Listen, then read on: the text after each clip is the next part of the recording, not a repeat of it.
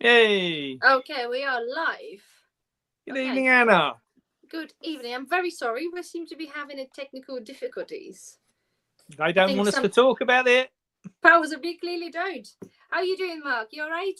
I'm perfect, Anna. Thank you. Yourself? Yes, not bad. Not bad. It's getting dark now. It's a bit miserable, you know. It's and it's They're cold, getting isn't ready. it? They're getting ready for Tuesday. Yeah. Oh yes. What exciting times, Mark, isn't it? Anyway, thank you anybody who is joining us right now. Sorry. I know that's fine. I'm correct place. Sorry. Yes, thank you for joining us. So, Mark, shall we kick off Anna. with the of course, the farming protest? Shall we start with the one in Wales? Yesterday? It was yesterday, wasn't it? Yes. Saturday, Yeah. the protest. And Yeah. happy days. Technically gone well, but I had my reservations. Have you seen anything so far to anything? Have you seen basically what happened? I've seen footage what Gareth Wyn Jones put out. Yeah. And obviously well attended. What I think I was more shocked about was the fact that our rightful honorary jackass of a prime minister shot out the back door and didn't have the guts to come and face anybody. I thought was quite entertaining. Yeah. Is that anything new from the Labour Party? No, not really. No. But I think, to be fair, Anna, if that had been red, blue, or green, or yellow, or blue, or whatever, that wouldn't have mattered. I think whoever it was in Parliament at the minute to do what they've done to the farmers would have been straight out the door. Yeah. To be fair, I watched that and I've read the articles about what's obviously happened, and he said that he's there to defend their decision there and then. And the fact is, because obviously he ran out like a chicken shit, coward, that kind of thing. Obviously, it's I think upsetted a lot of people. Do you think? I thought initially, I'm like, okay, let's logically think about this. Is that being literally a coward because you're scared of facing the public? You're talking about defending your decision as a government, so you'll run away. So are you scared, or are you actually don't give a monkeys and you're arrogant and you're like, do you know what? Like they mentioned before, pretty much to the farmers, not in his words, but other words of, you don't matter. So do you think, because I'm like, is the arrogance or is the chicken shit? What do you think? I think either way, Anna, I think it just goes to sum up where they are again, and their animosity towards farmers and the farming community as a whole. All them people are right on the line with their livelihoods. They're right on the line with, having to make decisions about where they're going to go in the future.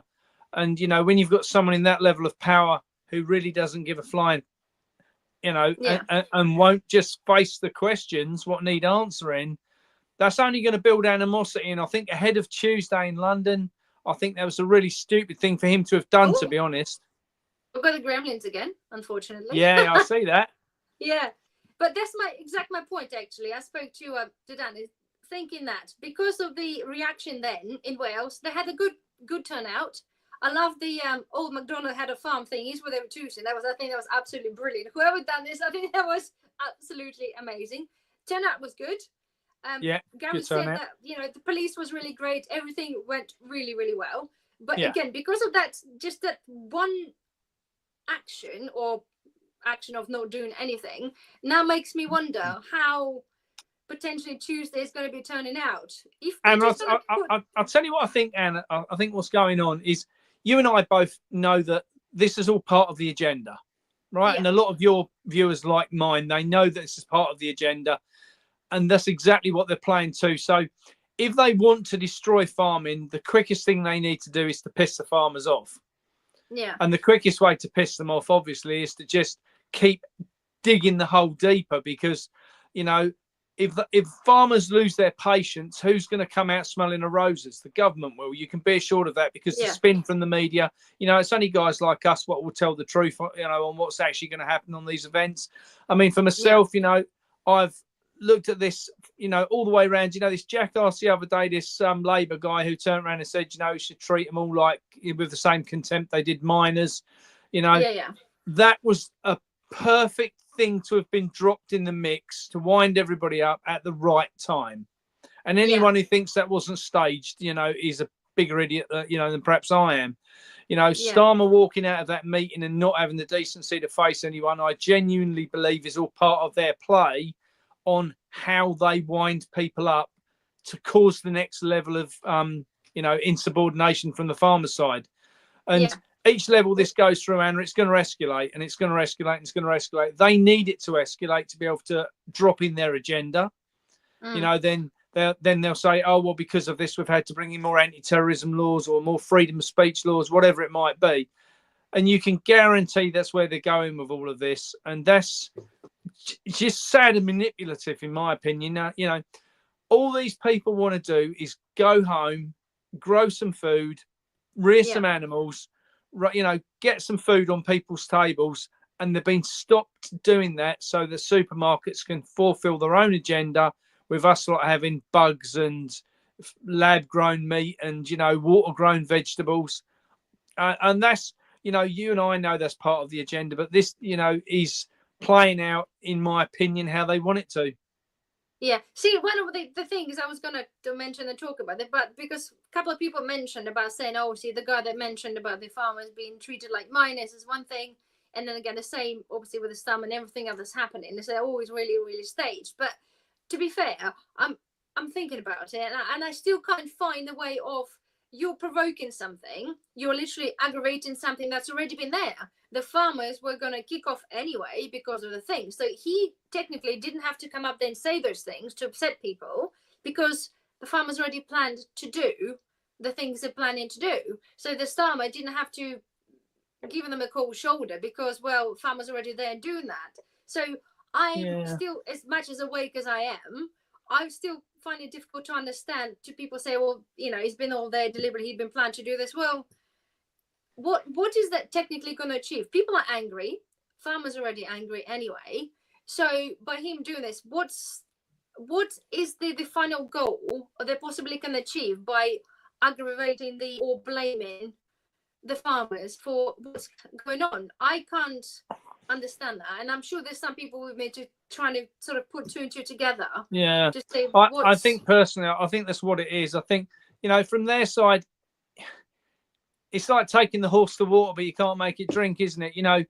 They've got these farmers all wound up, but they need them to react. Winding them up isn't good enough. They've got to get them to react, and the way to get them to react is to do things like, call them out and call them, like the miners, call them out and, and don't talk to them. So I think it's provocation. I think it's all about provoking people. And that's just a sad state of affairs, in my opinion, because the farmers aren't playing that game. The farmers are just genuinely, out of all sincerity, coming out and saying that, we've got these genuine concerns about where we're going with the food security, the food sovereignty, and I think that's where the farmers are coming from. They're not coming because they want to go and, spread muck all over London. That's not what it's about. It's about genuine concerns for people's livelihoods. And I just think it's a sad state of affairs. Yeah.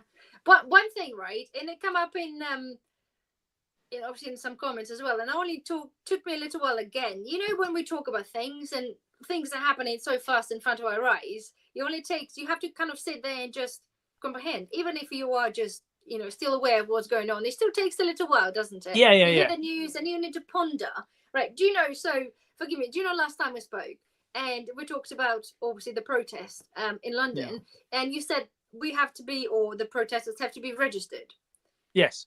Right. So if we think about it, you know where I'm going with this one, right? I know where you're going. Register the chickens and the turkeys, and people are really dead up against to do this. And this is just your poultry, right? So you're there putting yourself, not saying yourself personally, but other people, putting yourself under the lines of, I'm going to protest there, I'm going to register myself to protest, right?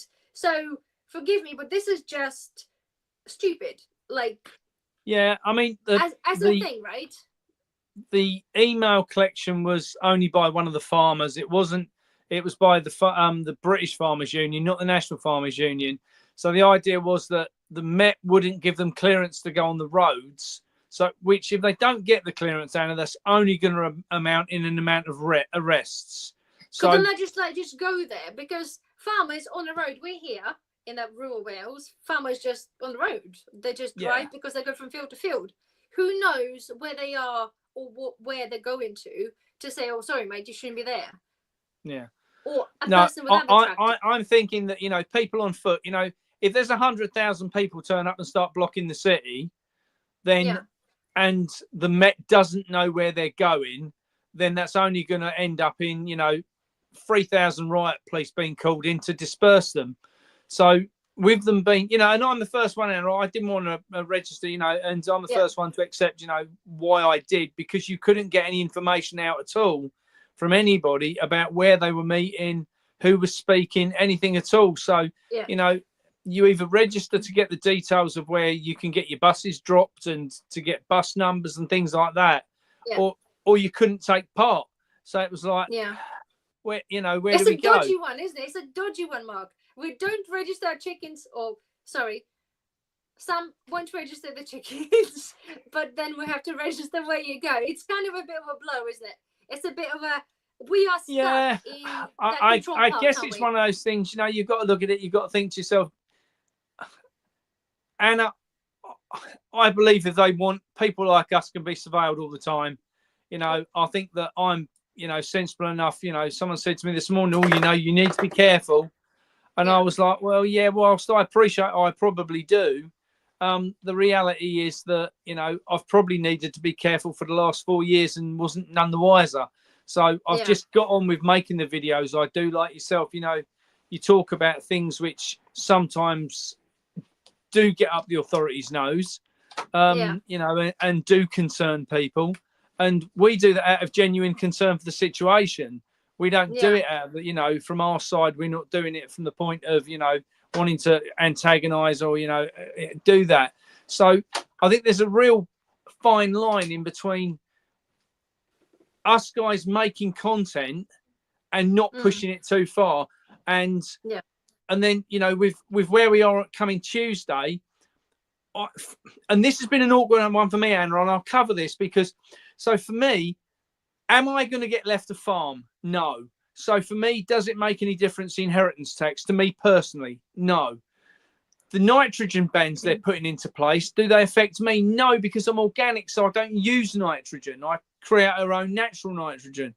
So you can break all these things down. And for me, why the hell am I going to London? There is the other side of it that, having an audience, we're expected to do certain things. And, certainly I'm finding that people are saying, I've had hundreds of messages. Are you going to be there? We'll come and find you. And they're expecting us to be there. And I think there's that fine line we tread, putting content together, and registering, not registering.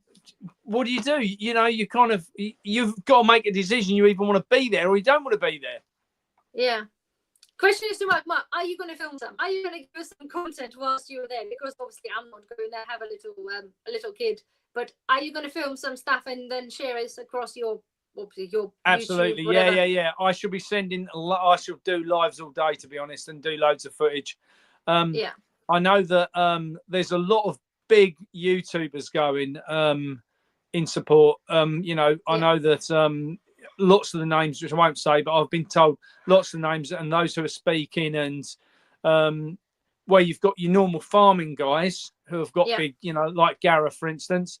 But you've got massive players in the background which are pulling in, big audiences as a 250,000, 500,000 people a time on a live, who have all said they're coming. I think personally this is going to be the biggest event what has ever been seen in London. I genuinely do. I agree. I don't think just London. I think, Mark, generally it's a massive hoo-ha. I think between the obviously channels, it's kind of been stirred up. I think once not saying we started it, but it kind of seems to be we started this and not we, but again, it's been started and seems to be circulating. But and what I do think, Anna, is, to be honest, I mean, I've got loads and loads, like you said, I've got loads of interviews to do this week. Over the next 48 hours, loads of interviews to do from different people on different shows that I've never been on but want to talk to me about it. What I think will happen is, obviously some of the farmers have gone out on strike today. They've said that as of today they won't be delivering food to supermarkets for 7 days. I spoke to a friend earlier he repairs tractors, and for a a big organisation with a little deer thing on it, and they've got green tractors. And he said that one of their biggest customers has already stated that they're not sending anything at all to the supermarkets for 7 days, and they employ about 250 people. So, I think there is people big enough out there to stand up against this. Oh, sorry, gremlins again. Yeah.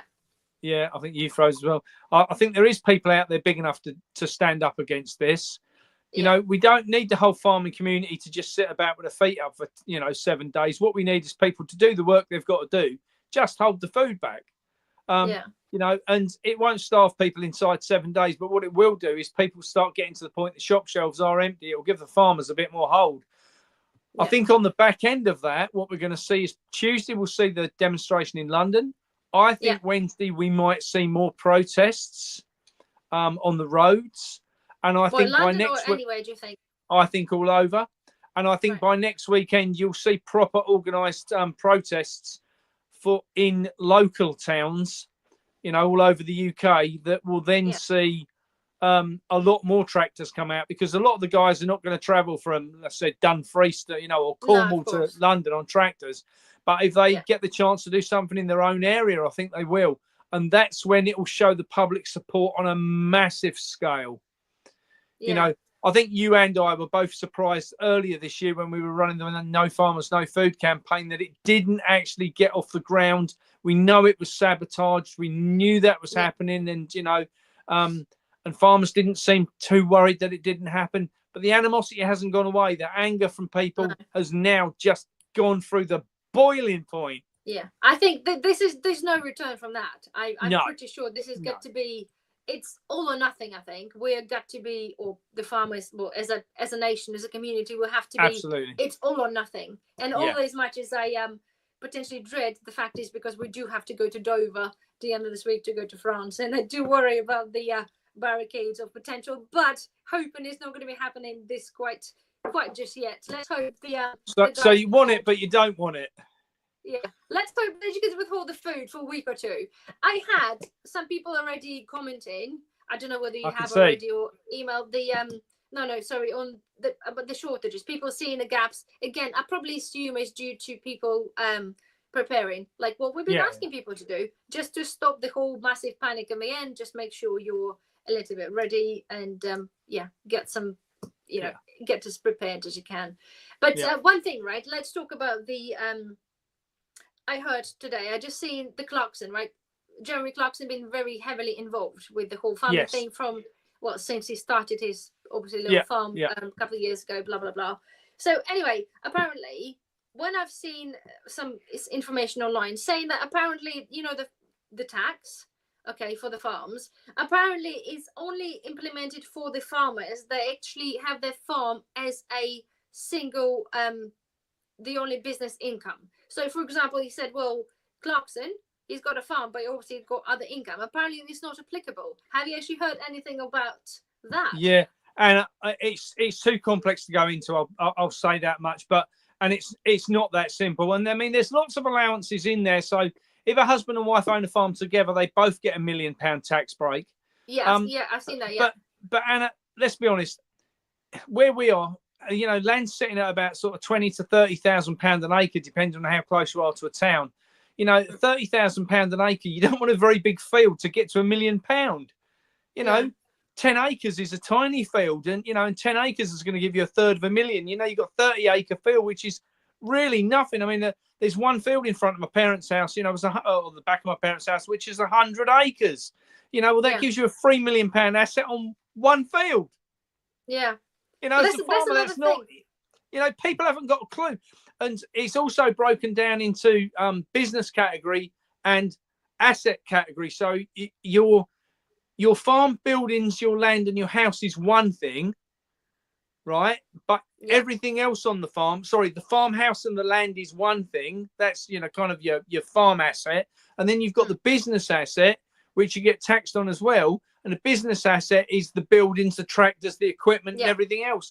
So they get double dipped on it, and it's just wrong. And the trouble is, Anna, that I think we used this analogy the other night when we spoke, but if a plumber has a van and he's full of tools, and the plumber needs the van to get to work, the van's worth £1,000 or £10,000 makes no difference. He just uses it to go to work. Well, it's no different for a farmer. The farm is just a vehicle for him to be able to earn money, And what a sorrowful state. A plumber can use his hands in a one van to earn 50 grand a year, but a farmer can use thousands of acres to earn £20,000 a year. And it's just, unfortunately, most people who make stupid comments online do not understand the full implications. And when you actually, there's loads of videos, and I would urge anybody who's been questioning, farmers getting these tax breaks and things all this time, go and do some research on some of the videos online that talk about this, because the government says 73% of all farms won't be affected. Well, it's actually not true. It's 73% will be affected. Will be affected, yeah. Yeah, more likely. Because of how they've worded it. They're not wrong, but they've worded it incorrectly. There's so many good videos out there that it's untrue. I did post one on my Facebook the other day of a guy using some Lego to explain it, and it was really, really simple. And I was like, wow. So I think the sorrowful thing is in all of this that the farmers just want to produce food. And they're being stopped producing food as a result of a government that wants to stop farmers in existence. And that's the bottom line. Well, we know the Agenda 2030. And I think when we covered before, it seems to be the people that watch, obviously, our individual little chats there and then, or videos, not everybody kind of understanding of we understanding what the agenda is and what's happening. Because obviously we've been covering this for the past 6-7 months. We've been doing this. But occasionally, people just join into the conversations, obviously, because we can't mention the same thing time and time again. But obviously, we are aware of the agenda. But as you say, for the past few videos that we've done, I've done obviously a couple, and we had loads of views, loads of comments, and there's some bits there. And I think let's maybe just cover this, because as a person, I've read the comments. I'm like, okay, we're all aware, or should be aware, and you think that people think on the same level as you, all right, of the things, or as me and you, sorry, what the people do. But nonetheless, okay, shall we just cover the certain things and debunk the myths, as I call them? Oh, not as I call them, but anyway, nonetheless. So first things, right? So Brexit, right? A lot of people are saying now, well, Brexit would have stopped what's currently happening with the agenda. Okay, what's happening with the farmers? So I'm like, okay. Well, it didn't stop it all over Europe, did it?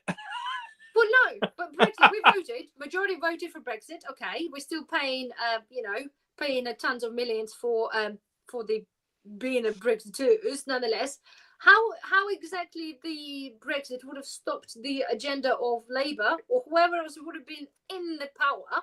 Because we know that this is a global agenda of the farming.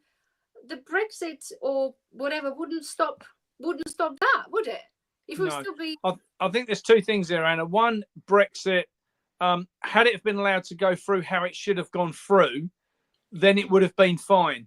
Brexit was the right decision for the British, the right decision for the British farmers. It was a democracy vote.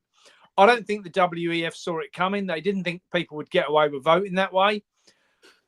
But the government, the Conservative government and Whitehall, did everything possible to stop the British government changing how we were governed. So they did everything possible to stop the Conservatives making the change, or Boris, the changes he needed to make. And so they screwed the whole thing up deliberately. And now where are we? Starmer's trying to walk us back in again. He signed us up to we truly haven't really exited the Brexit, have we? No, not at all. We voted to, but they never did let us know. We're still paying millions, but the fact is, we've always been reliant on the, say, food industry, reliant on the food coming in. So whether we're in Brexit or not, we're still reliant on the food coming in from different countries, which are now unfortunately buggered because of the, weather things happening. Sorry, Spain again and again and again and again. How many times again? Sorry, is it Spain? Oh, sorry, no tomatoes now. Boom, gone. But 32% of our food wiped out. Yeah, but people of still our don't imported get it. food.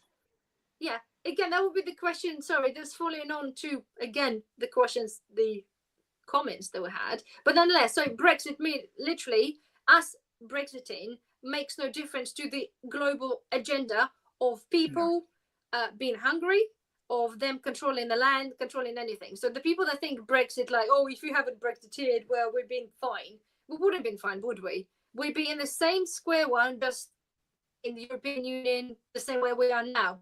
Just absolutely would have made no difference. No difference at all. So the only difference it made was it probably bought us another 18 months, 2 years. That's what happened. Yeah, but we still would have been the same farmers still be protesting, because they will still want to get us out of the farming, wouldn't they? Because they still today the French are still protesting.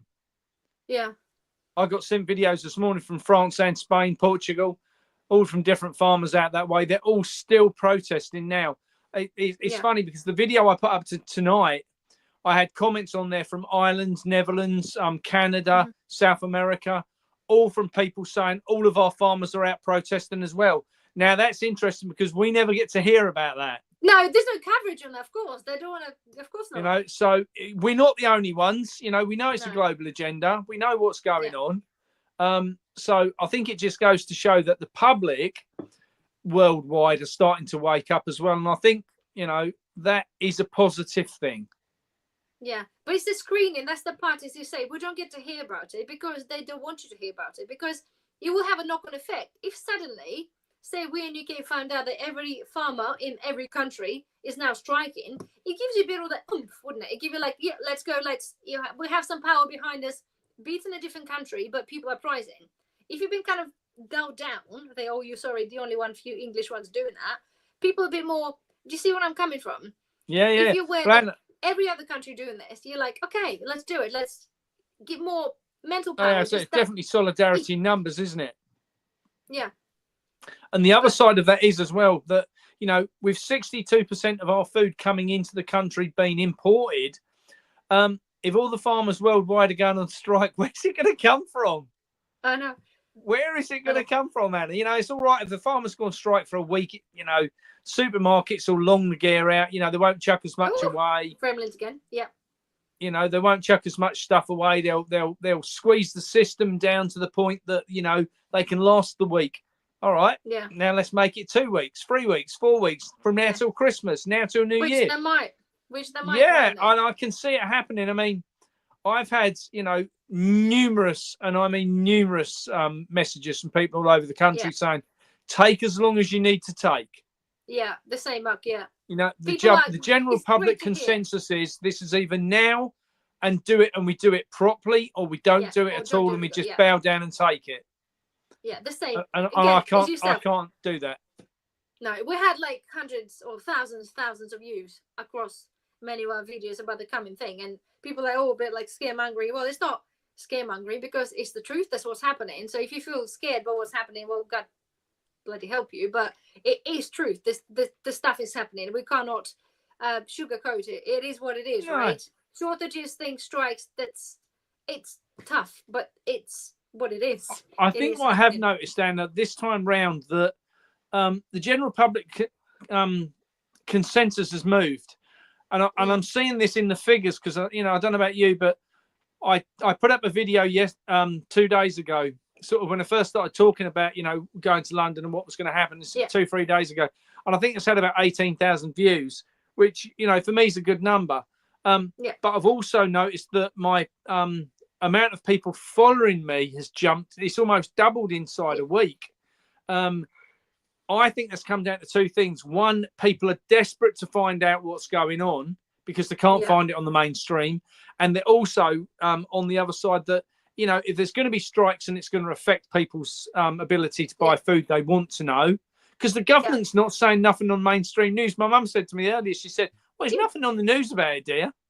Yeah. You know, so that sums up, you know, that people who are a little bit awake of understanding have got to turn to social media to find out the truth. And to find out if those strikes are real, if it's happening, is the protest in London going across, how many people are going to be there. So I think that, you know, I think things are changing. I think there's a lot more concern from the public this time. that it needs to happen, you know, more so than they're concerned about the food being short. Yeah. I mean, I've certainly you're had, right, Mark. I've had nobody say to me, who the hell do you not think you are? You're going to, you know, make food go short. I had someone who, you know, commented saying, you know, I'm a bit concerned about the old people and so forth. And I, you know, and I said, well, you know, you tend to find that old people have plenty of tins tucked away. Yeah. You know, it's not very often you go to my mum and dad's head, you know, that's like a 1939 war bunker. Yeah.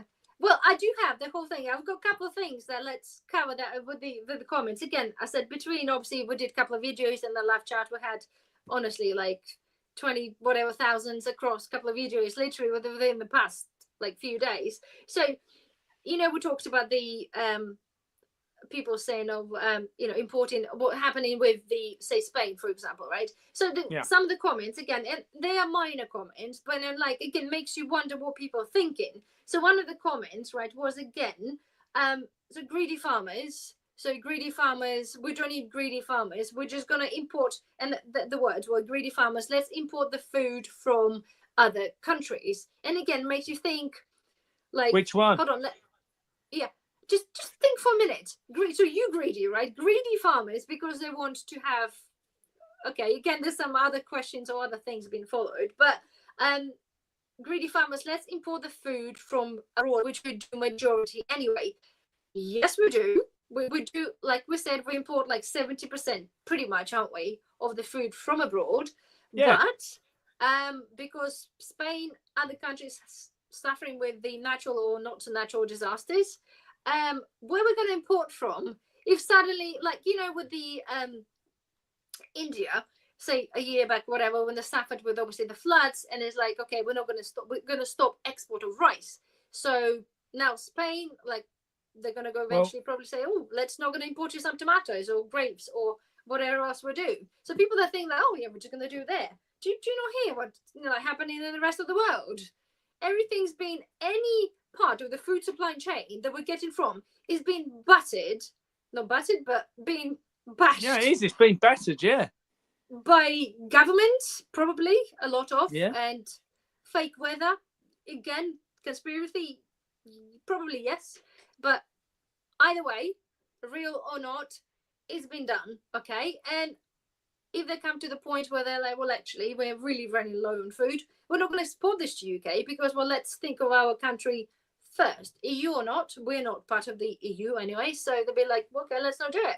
Yes, so far with the rice, we haven't seen like shortages, not ourselves directly, apart from I've seen the change in rice. We're suddenly starting to have a broken rice rather than normal rice in our packets or from when you buy from Lidl or supermarkets. We haven't seen that kind of shortage. But again, those shortages are, and again, people seem to fail to understand, not necessarily relate to empty shelves. That means you just get scrape off the floor. Rice, and then I said comments, post on social media a couple of months back. Normal rice, a little while back, what I used to stock up and just crap off the floor. Literally, shit off the floor, rice. And now we get this. And now we sold to us as public as rice. And it's you're starting to see, Anna, is, you know, you're starting to get all the seconds. Yeah. That's exactly what we're getting. And I'll tell you what, I've seen it in the fruit and veg wholesale side in the last week, 10 days, since we've had the Spain implications. Right. We had some deliveries coming the other day, and I said to the guy I work with, I said, just look at this. I said, all of these tomatoes have got stalk holes in. They're all seconds, every one of them. And they were all came in as best tomatoes. And bear in mind that they were like £18 a box, which is phenomenal money. And they were seconds, you know. So you're starting to see what these things are. And I do have to wonder if a lot of these were picked out of damaged tunnels. Yeah.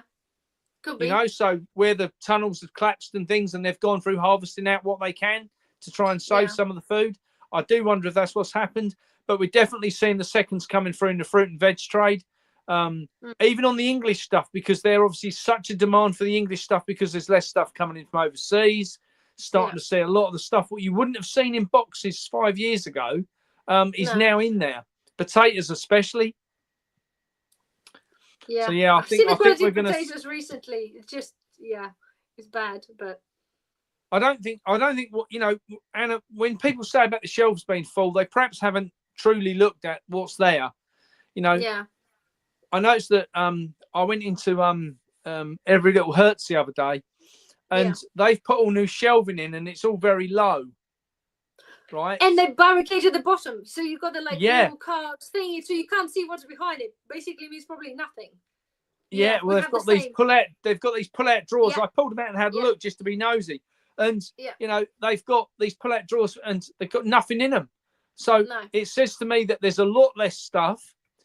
The package size is getting a lot less. They're half what they were last winter, and the quality is a lot less. So you're actually looking at what's on the shelf, and you go, hang on, there's actually probably about a quarter of what was there last year.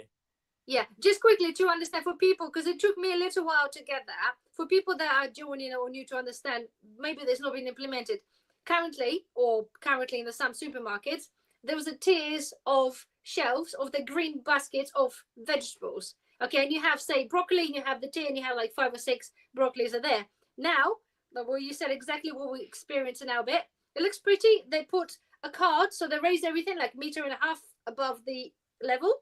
They put a card bit there, and there's one basket sitting on the top, the green one, with, say, broccoli. Okay, whether before it was like 5 or 6 or just one. It looks pretty, but exactly the same point, Mark. When I've seen this, is like, and they are empty. They pull out, they might have one extra, but nothing like displaying, because clearly what's happening, they cannot fulfill that. So rather than showing people the empty green baskets there, they redesign. Clearly, it's cost them cheaper to redesign the whole freaking store for the fresh produce, to put plastic things there and have a one basket there that looks nicer, looks, well, you don't know what's behind it. You have a basket in front of you full of broccoli. That's what we have. This is probably all you have. And I'll tell you, Anna, who's going to be affected most by this.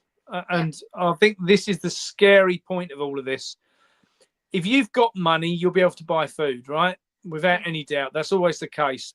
The poorest people in society are the ones who are going to be hit the hardest by all of this, without any doubt at all, because the food prices are going to go up, and that affects the poor people, you know, the poor, the vulnerable, and the quality's dropping, which is going to affect people, you know, and all of this, we know it just flows into the agenda beautifully. Sorry, you're crackling. I said it flows into the agenda beautifully, because what do they want? They want ill people who can't fight. They want ill people who need medication. You know, we can all see, you know, when you know what the agenda is, you can see where they're going with it, and it's playing out from their side. You know, it's time for the public to go, we're not having it, stand up, fight back. Yeah, that was funny. Somebody, and I've seen this before, I haven't actually watched or paid attention, but I've been sent a video the other day by one of my subscribers, and it's been fluctuating a lot. It's a video from about 50 years ago. It's some sort of a BBC, I know, propaganda TV type thing, but it was the 2 old ladies talking about government things, and like they're talking about, laughing about, you know, them spraying the food with certain stuff and putting the fluoride in the water, and they all kind of giggling, you know, that it's all staged, and those stages laughing like it's a bit of a joke. And now people look at it like, yeah, funny then, was it? It's then been put. I'm sure you might have seen this, or you'll come to see this. It's fluctuated a lot. It's, you know, they always said that whatever they put on the TV, right, is there as a. It's what it is. It's kind of. Oh yeah, it's what's coming. Yeah, they're always telling you what's coming. Seed. Yeah, but that was 50 years ago, and it's kind of I don't know. I don't know if you follow a friend of mine, Chris Brooks, LSB Productions. He did a cracking video today about the chemtrails. Yes, sorry, I was getting overly excited. I've screen recorded that because I think that's going to get taken down. Yes, so do I. So do I. I screen recorded that with. Yeah. I've got a copy of the original. He said, you know, which, but that was really enlightening to see. Just when they contact the other pilot, it stops instantly. Yeah, exactly. Anyone hasn't seen that, go and see it. Yeah, people are like, oh my god, you're talking shit. This is like by filming from the plane to the plane right there. This is like the best thing since like sliced bread. Like, eye opener. Obviously we got to be careful what we say with this kind of thing, because I know government's there. But yes, I have this. I watched this just today, and I'm pretty sure by tomorrow that poor guy probably going to be taken down. All the video is anyway. But well, Chris has already demonetized, so it's not going to make a lot of difference to him. is he already? Yeah. Well, because of that. Not because of that, because of other videos he's put up. He's a, you know, he's another one like Richard Vobes. He's there. He's on the money. Richard's still banned. They've already told him he's not going to be monetized again. Yeah. Well, You know, them guys are now starting to, you know, rely on people's kind donations. Yeah. You know, I mean, I don't get monetized yet. You know, it's apparently we can do it as of this month, but I don't know if I really want to, Anna, because I know I'm going to get banned. I know, you got to be careful what you say. I know, but half of the time, Mark, when we talk, I'm like, should we have said that? Should we? Oh, we find out a year down the line, because this is apparently as long as it takes for algorithm to bloody do this anyway. But nonetheless, let's quickly again this all thread. Sorry. Right. The couple more things that I had coming up, they kind of rubbed me a little bit all the wrong way, and I'm sure we're done that. You probably had similar comments, bearing in mind we're covering the same subject. So talk about the Brexit. And then again, there was some comments about poor millionaires, the farmers. Poor millionaires have to pay fair share of your tax. And again, it's like, I understand some people that if you're not in understanding, you think, oh my God, there's £1 million. Oh, that's a lot of money. It's a lot of money. But if your money is invested in your land and your machinery that your parents, grandparents, time and time again, all the time, bought and invested in, it doesn't make you a millionaire. It's like if I live in £1 million house, it doesn't make you a millionaire because I do not have £1 million sitting in my disposable income. It's something that's invested in your property, in your land. Yeah. And especially for the farmers, I know house is a bad comparison, but it's not like you can just go, let's sell off some of my tractors for £100,000 and I just put some money in my pocket. It doesn't work this way, does it? Because people people seem to not understand. It's farmers' tools, like you said. It's a plumber's van. Your money is invested in the land. This is your working thing. You're not just there sitting there counting the freaking £1 million by coins. I think the problem is, Anna, that you know a lot of farmers. If I break this into two categories, so we've got very, very wealthy farmers out there which own thousands of acres, big family estates that have been inside family estates for years. All of those sit inside trusts, right? So they're not going to get the tax implication on inheritance anyway, because it doesn't belong to them. It belongs to the trust. They just trustees. You then come down to what I'm going to deem as small family farms like I'm on, you know, where the farmer is the genuine person who's been handed down the land. That was handed to them by their granddad, great-granddad, and so forth. That's going to come down another generation. You know, and like I said earlier, you don't need much land to get, you know, £1 million. Well, most farmers are asset rich and cash poor. That's the reality. Yeah. Now, the government knows that. And if you want to bring the government, if you want to bring the farming community as a whole to its knees, if you actually analyse it, I would say probably the 73% what they said about all fall in the category of cash rich, of asset rich, cash poor. Yeah. You know, so, and I would say that most of the other 27% probably fits into the bracket of sitting in trusts. You know, people say, oh, you know, people like Dyson, he's going to get taxed heavily. He's all in a trust. Yeah. Thing is though, with people thinking, like we're saying, obviously, people can transfer like within 7 years. You can gift it and obviously become as a gift type thing. But they'll try to overturn, and they're saying that obviously for people over 80, they're thinking, can they scrap this so people can pass this on from age of 80? And the government's like, no, fuck it, not doing it, not worth it. But the point is, where people are saying, can farmers do this? They can, but 7 years for farmers that are really, generally, I think farmers go through generations, and a lot of farmers do work until they're bloody 80 plus, don't they? Yeah. Thinking, I'm gonna, you know, pop my clogs, let's, you know, put this in as a gift, because you weren't expecting that, and that's the whole point. They're being caught off guard. It's not like you said, I'll give you 7 years notice type thing. It's not, isn't it? Because they won't overturn it. That's unfortunately for people say yes, 7 years.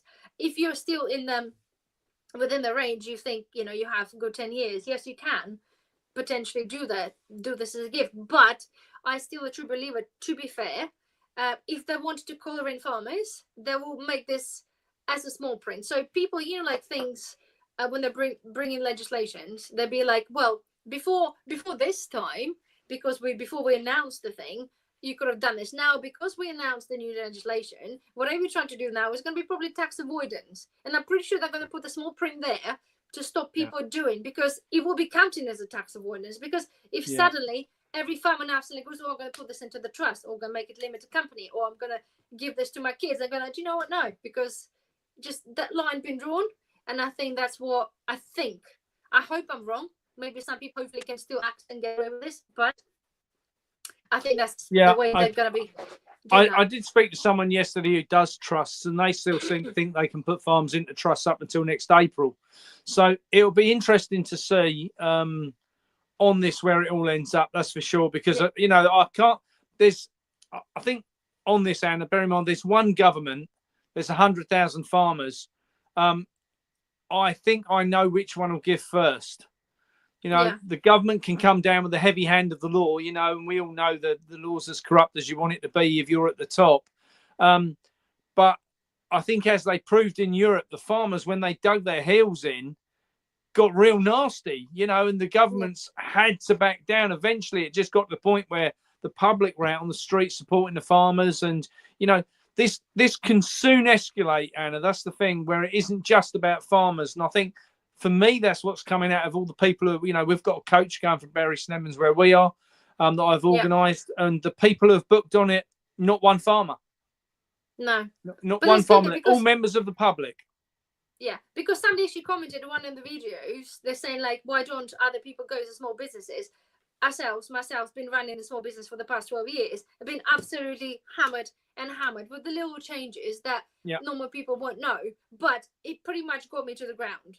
To the point, it was like, now I have to be forwarding it down, because it's just been either one thing or the other. They don't they don't want small businesses, be it a farmers or anybody else. We are just too little. However big you are in your own little world, you are too little. They don't want you, because then when the massive corporations, they pay funny that saying. You say one of massive corporations doesn't pay taxes. They don't. You just realised what you were going to say, haven't you? Because they don't pay taxes. So little ones people do, big ones avoid them. So there we are, isn't it? You froze. Yeah.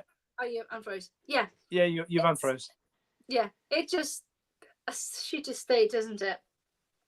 Right. So if we just quickly move on, I know we're pushing on time again. Sorry. Go on, you're all right. Sorry. Again, somebody talking about, again, this is seem to be slightly anti, not slightly, but anti. So farmers, if the farmers, why should I show support to farmers? Because, well, you grow the GMO type stuff, so why do we need to support that? Because we can import GMO from different countries. So again, a bit of a dumb comment. Can I call it that? Yeah, because I think every farmer uses GMO, right? No, I was going to say, yes, some of them do. Normally, I have to say the big commercial corporates as well, because they're part of the agenda. I think what we're also going to see come out of this, Anna, and I hope that I'm right, I think we're going to see out of this born a whole new level of farming. That's what I think's coming. We hope. I think that we're seeing some massive changes in America. And as of January, those changes are going to start to come good. Oh, Mark, he's not going to bloody make it. He's not going to make it. He is. He's not going to bloody make it, I don't think. But anyway, sorry, go on. It's a different matter. It's gone in too easy, too bloody easy. Anyway, sorry, go on, let's go in. So let's say he does, but the changes they're looking to make over there, banning fluoride in the water. They're talking about getting all the farmers back to sustainable farming. They're talking about running it back to where it was, sort of 80 years ago. That's where we need to get to, and we need to get there really quickly. Now, the problem is that under this Agenda 2030, that can't happen. That's the problem. So, we've got to deal with that along the way. There's also this, I see a comment in there earlier. that about net zero. Well, we all know net zero's BS. Yeah. And all of these things have got to be challenged by everybody. This isn't just down to me and you, Anna. No. This is down to the public, viewers on here, write to your MP, keep hassling them, harass them, write to your local newspaper and ask them why they're not covering these things. Keep the pressure on them, because eventually the people who are in those positions, they crack. And as each one of these people cracks along the way, then they get replaced with better people. And that's where we've got to get to. We've got to pile so much pressure on these people who are in government, in councils, in authoritative positions. Just pile the pressure on. And, one of the things I've spoken about this week, Anna, from my side, we've got a little farm shop and so forth. We grow the veg. For me, the biggest thing what wants to come out of this week is people stop supporting supermarkets. End of. Yeah. Find somewhere else to shop. If they can. If they can. Yeah. If they can. Yeah, now I appreciate that isn't okay for everybody. I do accept that. But for those what can do it, for those what can't, have a week where you just go without. I understand you've got to, go and get your basics. But, do you really need that Terry's chocolate orange? Do you really need that bottle of Bailey's at half price, if you've got a club card? Beep. Whatever it might be. Cut back on what you spend with them, because in the next 6 weeks, I covered this on a video the other day after talking to a friend who spent 30 years working for Tesco's. And she said, Mark, if you really want to hit the supermarket, she said, the biggest thing you can do with them is to hit them in between now and Christmas, because it's where their shareholders' profits are paid out. The biggest percentage of what they take is in the next 6 weeks. She said, if you affect that, you affect it. You've only got to affect the bottom line a tiny bit for the shareholders to kick off. She said the shareholders is what you want kicking off. She said, because they're the ones that hold the power. Yeah. Well, Dan, my other half said, technically, if you want to kick off, right? So if you, excuse me, I do have a weird issue with my throat. If you have, as a preppers or as an average person, my whole idea of the channel is obviously, yes, we're talking about things that are happening, but at the same time encouraging people to be prepared and have some food behind them. Not necessarily 5 years, 1 year, but just a couple of weeks, couple of days, right? So if we all suddenly go, do you know what, say 1st of December, none of us leave the house and buy anything from supermarket. One day, they can live without a supermarket for 1 day. They're going to have a massive impact. But they know that you'll go and spend.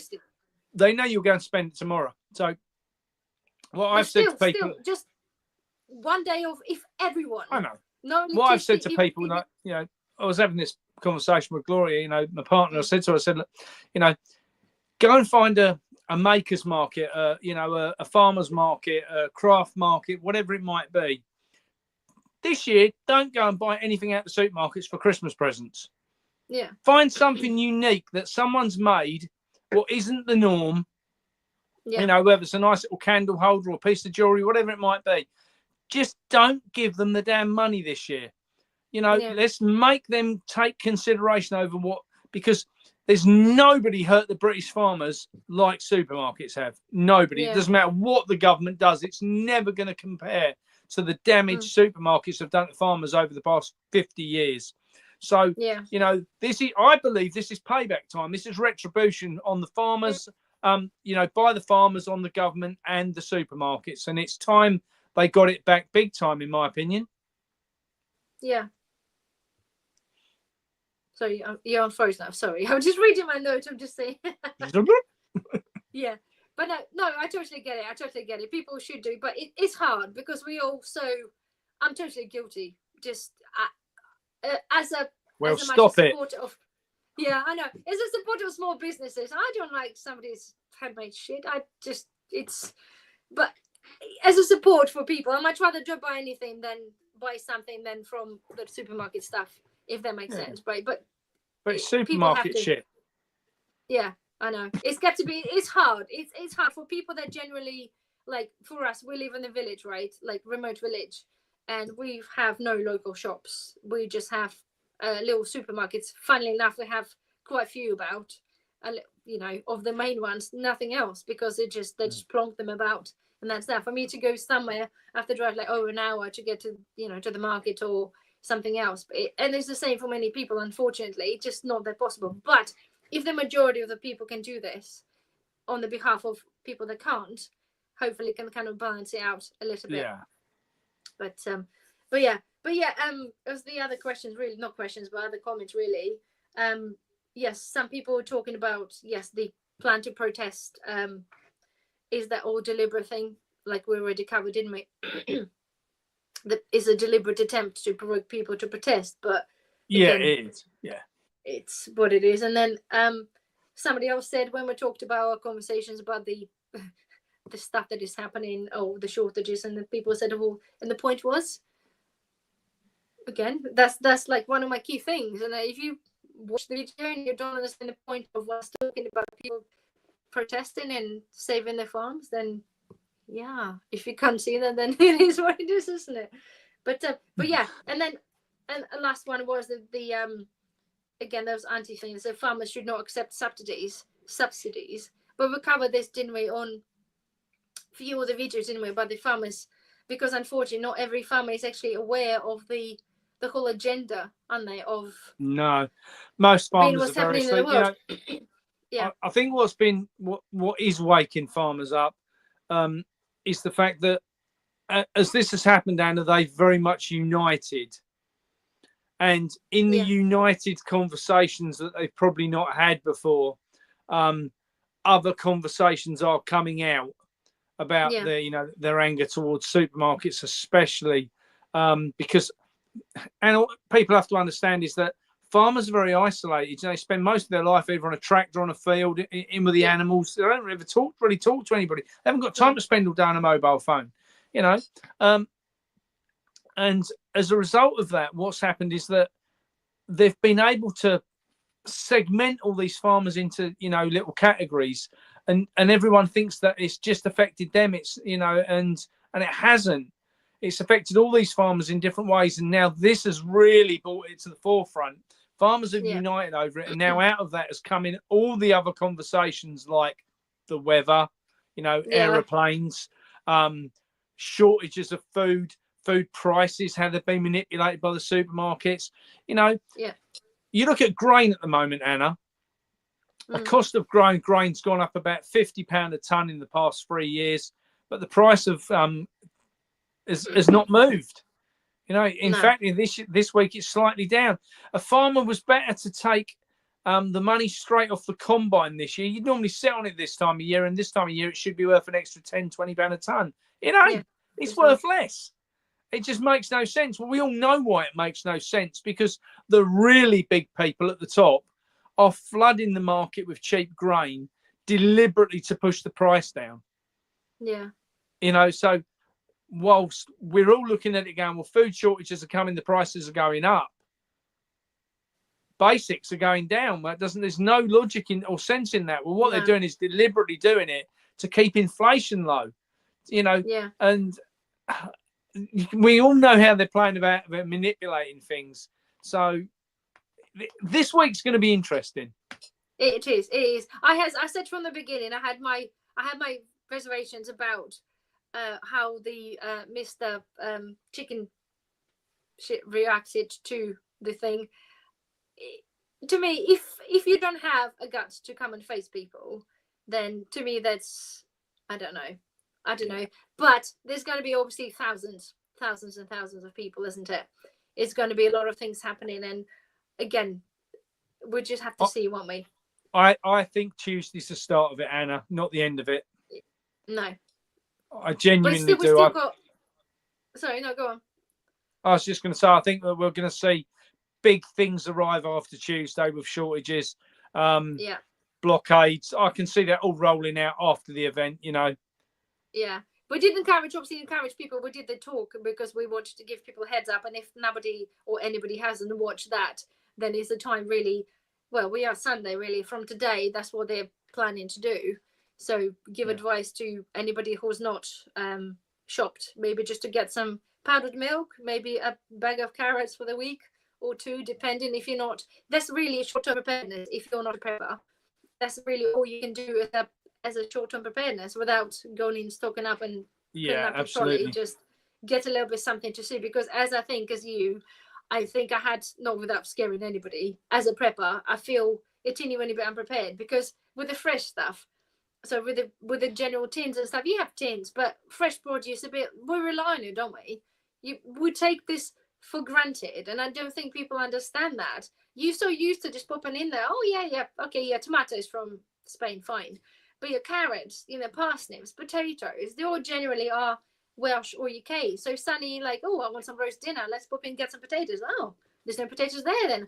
Oh, that's a bit of a freaking pickle, isn't it? What do you do now then?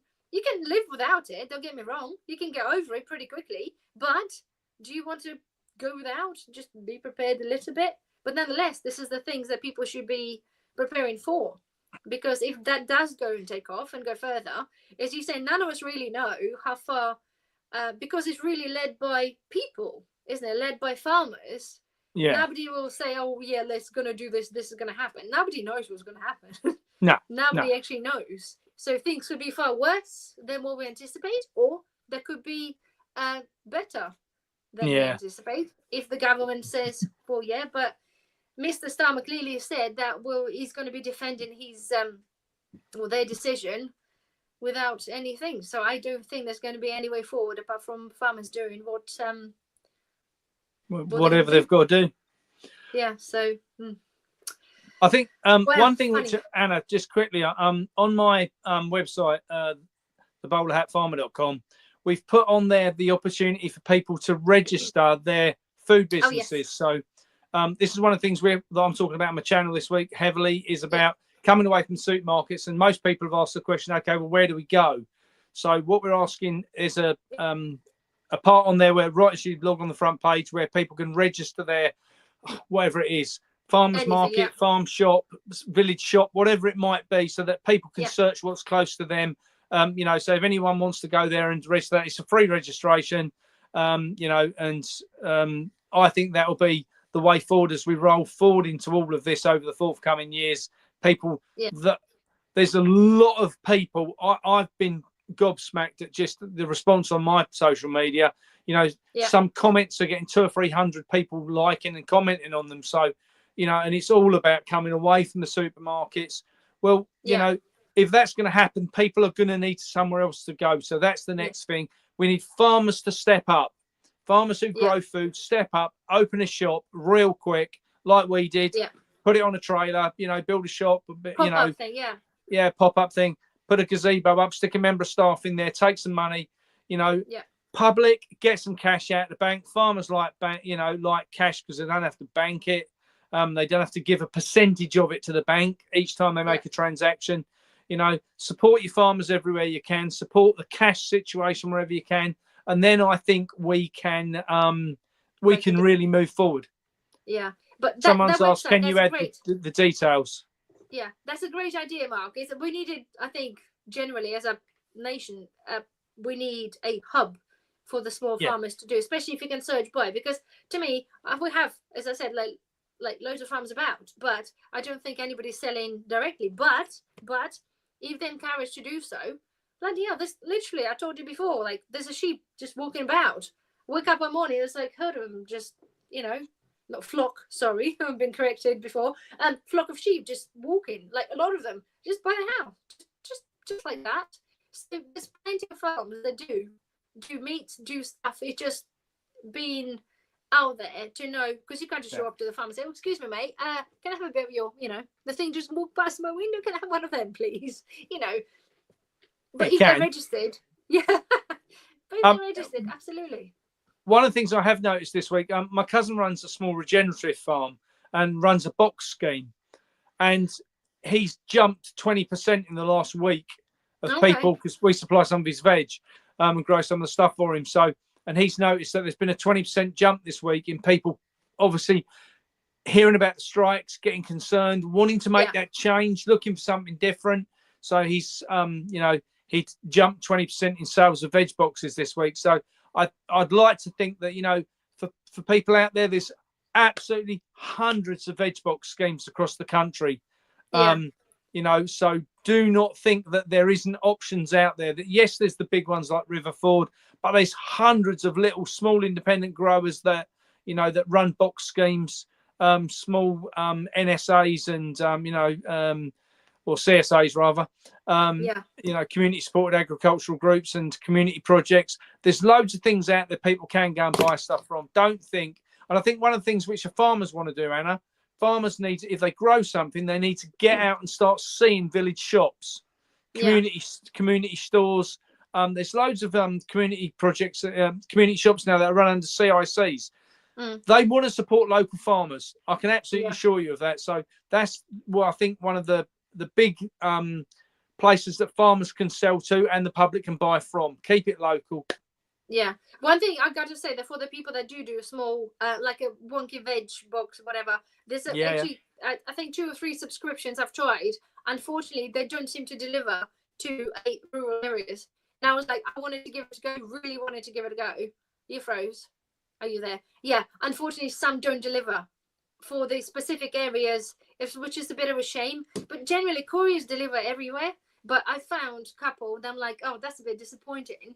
Again, hopefully that's something that the company can work. I think one of the problems I found is that with the box schemes, especially packing the veg up so it doesn't get trashed in transit, is a real issue. So I think for the box schemes, I prefer the box schemes where you can go to the farm and pick the stuff up. To be honest, but a lot of farmers might look at this and think, oh, well, I only grow potatoes, carrots, and onions. That's not worth putting a box together. But there might be another farmer 5 miles down the road that only grows cabbages, cauliflowers, and Brussels sprouts. These farmers have got to start talking, and this is where, like what we're doing, bringing a food hub, so you bring all this stuff in and then send the boxes out from yourself. So I think there's hundreds of these things across the country. They're now coming of their time. I think that they've all been short of customers. They've all been short of farmers. The farmers are now in the position to do something. The customers are now coming out of the houses to look for it. This has got to come together. Yeah. Fingers crossed, Mark. Fingers crossed. Hopefully we're spreading enough and giving people a bit of a G. And hopefully, generally, everybody else is kind of doing that as well. So, but so anyway, Mark, so Tuesday, right? So you're going to be there. I am. Film, so you can share this on your channel, then give us a peep when you do. Yeah. And fingers crossed, I really do hope, and I'm pretty sure that anybody who's watching really hope that it's going to be going in our, in the correct way, really, isn't it? And getting some resolution for the farmers and for the country, really. So yes, I don't know whether we're about next Sunday, but I'm sure we'll speak to you, sometime very soon. I should be back. So I'm speaking in Southampton at the Attic on Saturday night, I believe. So with Richard Vobes. So that'll be a good one to do after what's going to happen this week. That'll be a really interesting one this week. Yes, mind you, sorry, I'm saying that I won't be able to do next Sunday anyway, but you're not here. No, we're in Dover. Hopefully not being barricaded by the tractors. But we will schedule the stuff for the anytime afterwards anyway. But anyway, well, thank you everybody for watching, and hopefully, guys, please, whoever can make it there, let's hope people can make it there and give us as much support and any way they can, isn't it? Absolutely. Yes, lovely. Well, anyway, thank you everybody for joining, and we shall see you very soon. All right, bye. Anna, bye, darling. Bye.